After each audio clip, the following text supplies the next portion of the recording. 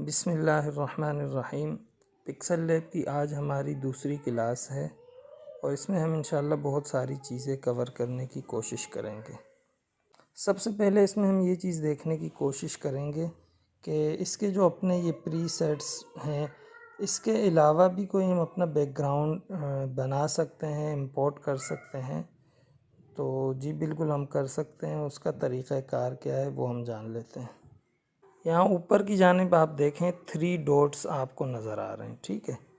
इस पर जब हम क्लिक करेंगे तो सबसे ऊपर आ रहा है यूज़ इमेज फ्रॉम गैलरी। इस पर हमने क्लिक करना है। जैसे ही हम क्लिक करेंगे हम अपनी मोबाइल की गैलरी में चले जाएंगे और जो पिक्चर हमने एज अ बैकग्राउंड लगानी है उसे हम सेलेक्ट कर लेंगे। इमेज तो हमने एज अ बैकग्राउंड इंपोर्ट कर ली। अब ये पूछ रहा है कि आपने पूरी इमेज लगानी है या इसमें से कोई हिस्सा क्रॉप करना है। तो अगर आप देखें इमेज का ये वाला हिस्सा जो है, ये ब्लैक कलर का, ये हमने क्रॉप करना है ताकि ये हमारे बैकग्राउंड का हिस्सा ना बने। अगर हम इस पॉइंट को पकड़कर ऊपर की जानिब खींचेंगे तो हमारी इमेज नीचे की जानिब से क्रॉप होगी। इसी तरह अगर हम ऊपर से नीचे की जानिब खींचेंगे तो हमारी इमेज ऊपर की जानिब से क्रॉप होगी। क्रॉप होने का मतलब ये होता है कि इमेज का उतना हिस्सा हम अपने इमेज से रिमूव करना चाह रहे हैं, मिटाना चाह रहे हैं और डिलीट करना चाह रहे हैं। तो हम नीचे से पकड़कर इसे थोड़ा सा ऊपर की जानिब कर लेते हैं। इमेज क्रॉप करने के बाद यहाँ हमारे पास नीचे एक साइन का बटन आ रहा है, इस पर हमने क्लिक करना है। इस पर हम क्लिक कर देते हैं तो देखें वो इमेज एज अ बैकग्राउंड हमारे पास आ चुकी है। अब इस पर हमने मज़ीद क्या चीज़ें लगानी, मसलन मैं चाह रहा हूँ कि यहाँ फूटर पर हमारी कोई पट्टी हो जिसमें हमारे फेसबुक और यूट्यूब चैनल का लिंक हो। जो भी पट्टी हमने डिज़ाइन की है या हम यहाँ करना चाहते हैं, यहाँ लगाना चाहते हैं, वो हम किस तरीके से करेंगे। तो उसके लिए हम यहाँ प्लस का जो साइन है उस पर क्लिक करेंगे। फ्रॉम गैलरी वाले बटन पर हमने क्लिक करना है। हम यहाँ से गैलरी में चले जाएंगे और जिस फोल्डर में हमारी जो इमेज या पट्टी रखी हुई है हम वहाँ से वो सेलेक्ट कर लेंगे, ठीक है। पट्टी आ गई हमारे पास। अब हमने ऊपर की जानिब से नीचे की जानिब क्रॉप करना है। इतना हमने क्रॉप कर लिया और उसी साइन वाले बटन पर हमने क्लिक कर लिया। तो देखें कि हमारी वो नीचे जो लगने वाली पट्टी है वो आ चुकी है, लेकिन इसका साइज़ छोटा है और बैकग्राउंड का साइज़ बड़ा है। तो इसका हम साइज़ बड़ा कर लेते हैं। साइज़ बड़ा करना हमने पहली क्लास में सीखा था। अगर आपने वो क्लास मिस की है तो बराए मेहरबानी पहले वो क्लास देखें, उसके बाद फिर ये देखें ताकि अच्छे तरीके से आपको समझ आ सके। अच्छा, इस पट्टी को अब सेंटर अलाइन करने के लिए हमने यहाँ ग्रिड के बटन पर क्लिक करना है। तो जब ग्रिड ऑन हो जाए हमने इस बटन पर क्लिक करना है और अब हमने इमेज को सेट करना है। तो आप देखें कि एक रेड लाइन हमारे सेंटर अलाइन की निशानदही कर रही है। जैसे ही हम सेंटर से आउट होंगे तो हमारी रेड इंडिकेशन वाली लाइन जो है वो गायब हो जाएगी और जैसे ही हम सेंटर पर आएंगे तो वो हमें इंडिकेट करेगी, बताएगी कि इस वक्त आप सेंटर में हैं। तो हमने यहाँ सेंटर में इसको रख कर छोड़ देना है, ठीक है। जब हमारी पट्टी सेट हो गई तो उसके बाद इसे लॉक करने की ज़रूरत है ताकि हम कुछ और काम करें और गलती से इस पर हमारी उंगली टच हो जाए तो ये अपनी जगह से दोबारा हिल जाएगी। तो इसे लॉक करने के लिए हम लेयर के ऑप्शन में जाएंगे। यहाँ हमारा लेयर का ऑप्शन है, इस पर हमने क्लिक करना है। क्लिक करने के बाद लेयर का ऑप्शन साइड से हमारे पास अपेयर हो जाएगा और हमारी पट्टी वाली लेयर ये रही, ठीक है। इसे हमने यहाँ से इस वाले बटन पर क्लिक करके लॉक कर देना है। इसे हम लॉक कर देते हैं। लॉक करने की निशानी ये होती है कि वो आपका लॉक वाला ऑप्शन जो है, आइकन जो है वो रेड हो जाएगा, ठीक है। एक दफ़ा दोबारा हमने लेयर वाले ऑप्शन पर क्लिक करना है ताकि ये जो साइड से हमारी लेयर पैनल निकला हुआ है ये दोबारा चला जाए। अब आप नीचे देखें, यहाँ शेप का बटन हमारे पास दिया हुआ है, इस पर हमने क्लिक करना है और देखना है कि इसमें हमारे पास कौन कौन से ऑप्शन मौजूद हैं। इसमें हमारे पास 6 ऑप्शंस यहाँ मौजूद हैं।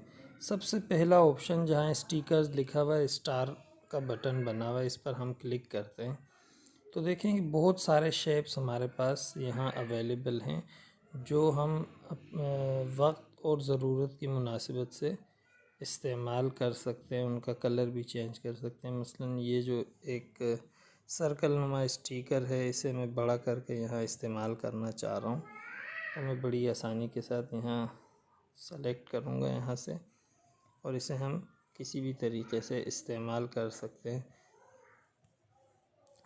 यहाँ तक कि हम इसका कलर भी चेंज कर सकते हैं। कलर के ऑप्शन में हम आएंगे, यहाँ से इनेबल कर देंगे, कोई भी कलर हम इसका तब्दील कर सकते हैं। ठीक है, इस पर आपने कोई टेक्स्ट लिखना है, इसे ग्रेडियंट वाले कलर देने हैं तो वो भी आप इवन दे सकते हैं। इसे यहाँ से मैं क्लोज कर देता हूँ और इसे रीसाइज करके यहाँ एक तरफ रख देता हूँ।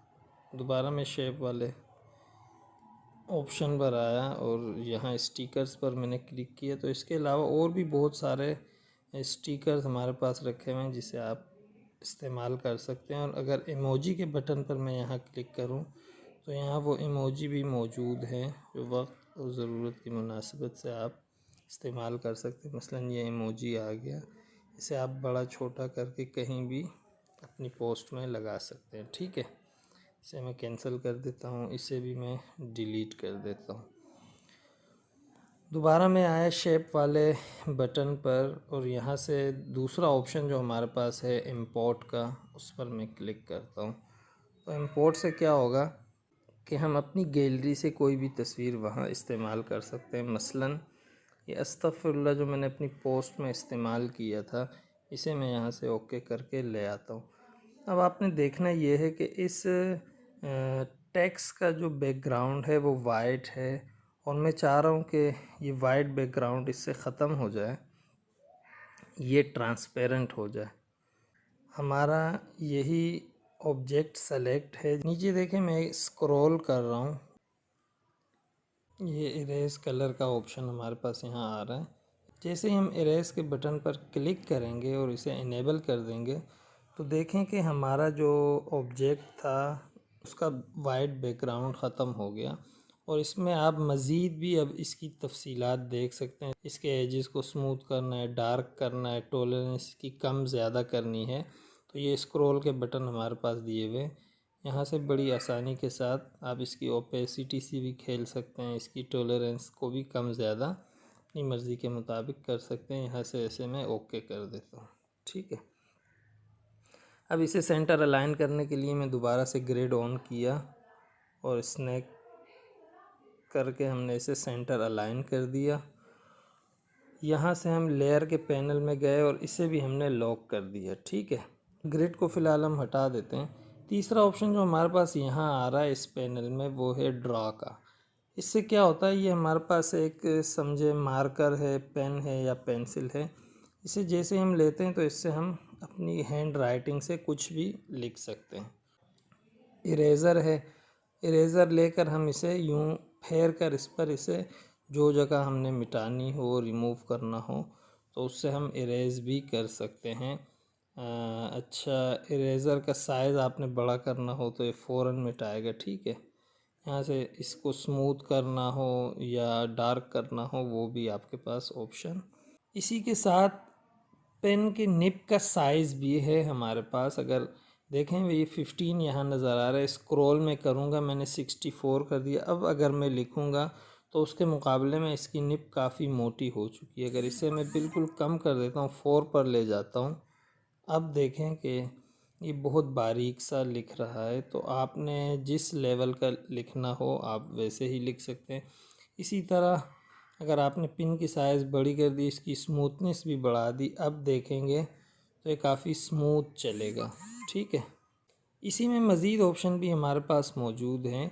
फिल इनसाइड अगर हम ऑन करते हैं और हमने कोई इस तरह की शेप पेन से ड्रॉ कर ली तो वो फिल हो जाएगी। ठीक है, इसी तरह जो डैश लाइन है इसे अगर हम ऑन करके देखें और यहाँ मैं आपको लगा के दिखा रहा हूँ तो देखें बड़ी खूबसूरती के साथ डैश लाइन वाला कोई भी ऑब्जेक्ट हम ड्रॉ कर सकते हैं। डैश लाइन के नीचे ही हमारे पास नॉन इफ़ेक्ट आ रहा है। इस बटन को अगर हम ओके करते हैं और इसकी ब्लरनेस बढ़ा देते हैं, अब देखें इसी के साथ अगर हम शेप के ऑप्शन पर क्लिक करते हैं तो देखें एक रेक्टेंगल चकोर बॉक्स हमारे पास आ चुका है, जिसे मैं हिला जुला रहा हूँ।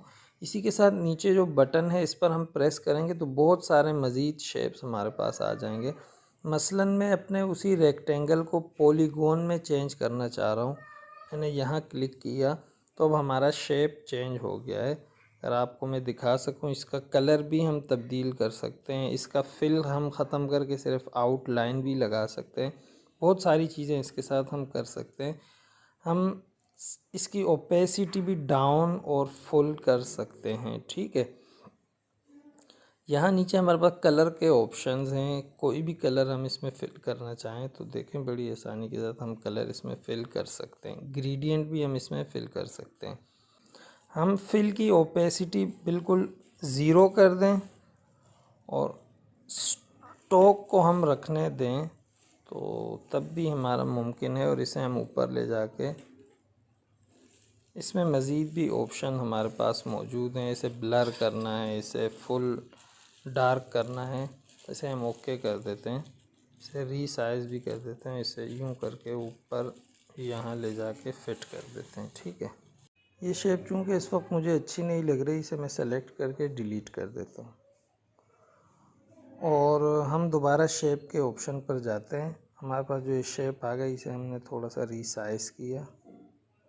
ठीक है, इस तरह।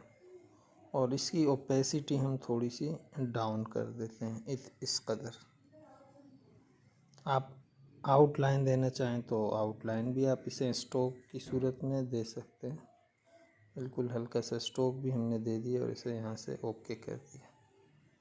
इस पर अगर हम अब कोई तहरीर लिखना चाहें, तहरीर लिखने के लिए हमने दोबारा ए पर क्लिक करना होगा और यहाँ प्लस का जो साइन है जिसके नीचे टेक्स्ट लिखा हुआ है उस पर हमने क्लिक करना होगा। ये टेक्स्ट बॉक्स हमारे पास आ चुका है यहाँ। इसका पहले हम कलर चेंज कर लेते हैं ताकि हमें दिखाई दे। ठीक है, ब्लू फ़िलहाल हम इसे डार्क ब्लू कर लेते हैं, इस कलर। ओके, इसका कलर तब्दील करने के बाद इसे हम टू फ्रंट भी कर देते हैं। अगर टू फ्रंट का मतलब आपको नहीं पता तो आप पहली क्लास ज़रूर देखें। ठीक है, इसको थोड़ा सा रीसाइज भी हमने कर दिया और इस पर अब हम डबल क्लिक करते हैं और यहाँ हम उर्दू में अपनी तहरीर लिखते हैं। तहरीर लिखने के बाद इसे हम ओके कर देते हैं। देखें हमारी तहरीर यहाँ आ चुकी है। इसे हम थोड़ा सा रीसाइज कर लेते हैं और सेंटर अलाइन भी कर देते हैं।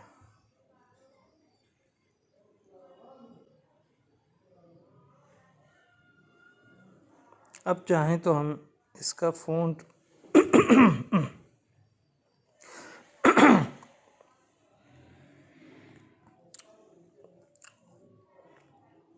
सेंटर अलाइन करने के बाद हम चाहें तो इसका फ़ॉन्ट भी तब्दील कर सकते हैं। यहाँ देखें कि काफ़ी सारे फ़ॉन्ट हैं उर्दू के। वन बाय वन हम क्लिक करके देखते जा रहे हैं।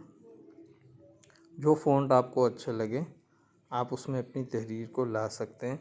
और माई फ़ॉन्ट में मैंने 2 फ़ॉन्ट अपने लिए डाउनलोड किए हैं। इंशाल्लाह नेक्स्ट क्लास में हम ये भी सीखेंगे कि इन फ़ॉन्ट्स को हम डाउनलोड किस तरीके से करते हैं और अपने सॉफ्टवेयर में इंस्टॉल कैसे करेंगे। फ़िलहाल मैं फैज़ लाहौरी नस्तालिक पर क्लिक करता हूँ और यहाँ से मैं ओके कर देता हूँ। देखें कि हमारी तहरीर फैज़ लाहौरी नस्तालिक में बड़े ख़ूबसूरत अंदाज में आ चुकी है।